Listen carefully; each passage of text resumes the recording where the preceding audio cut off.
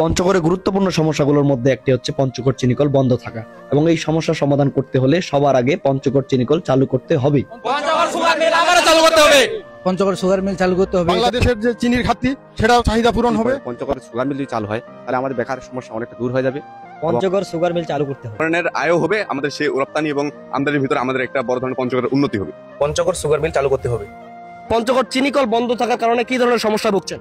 পঞ্চগড় আয় নদী কমে গেছে, চিনির দাম বেড়ে গেছে, চাষিরা আখ থেকে বঞ্চিত হয়ে গেছে। আমরা যারা চাকরি করতাম ভিত্তিক হিসেবে তারাও বর্তমান বিপদের মধ্যে আছে। অর্থনৈতিক ভাবে আমরা খুবই ক্ষতিগ্রস্ত হয়েছি। কেন?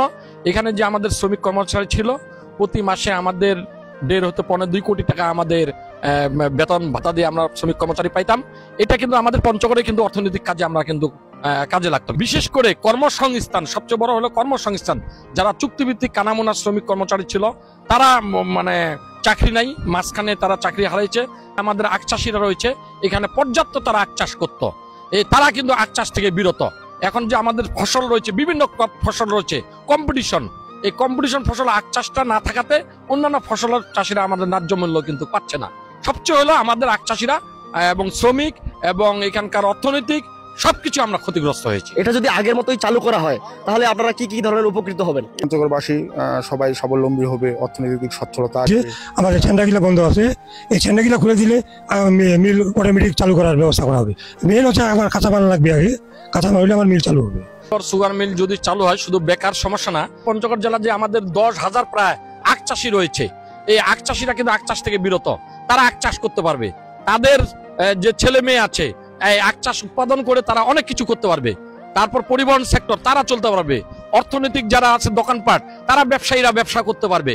তা আমি এখানে একটা অনুরোধ করব যে এখানে যে রাজনৈতিক দলগুলো রয়েছে, বিভিন্ন রাজনৈতিক দল, আমাদের আসলে পঞ্চগড় জেলা কিন্তু কোনো ভারী শিল্প কোনো প্রতিষ্ঠান নাই, কিন্তু একটাই মাত্র আমাদের প্রতিষ্ঠান পঞ্চগড় সুগার মিল। তো যারাই আমাদের এই পঞ্চগড় সুগার মিলকে চালুর বিষয়ে কথা বলবে এবং এটা চালু করবে, আমরা কিন্তু সামনে একটা ভোট, অভ্যন্তরীণ ভোট আছে, আমরা শুধু শ্রমিক কর্মচারী, আখ চাষি, পরিবহন সেক্টর, ব্যবসায়ী প্রায় অতপ্রত ভাবে আমরা প্রায় 50 হইতে 60 হাজার লোক এখানে জড়িত আছে। কিন্তু এই 50-60 হাজার একটা কিন্তু বিশাল ভোট ব্যাংক, কিন্তু যারা আমরা দেখবো, আমরা এই কথা বলবে, এই 50-60 হাজার একটা ভোট ব্যাংক, আমরা কিন্তু তার পক্ষেই আমরা কিন্তু। পঞ্চগড়ের মানুষ মেধাবী ও পরিশ্রমী, কিন্তু এখানে বড় কোনো ভারী কোনো শিল্প প্রতিষ্ঠান না থাকার কারণে এ শহরের বেশিরভাগ যুব সমাজ বেকারত্বতায় ভুগছে।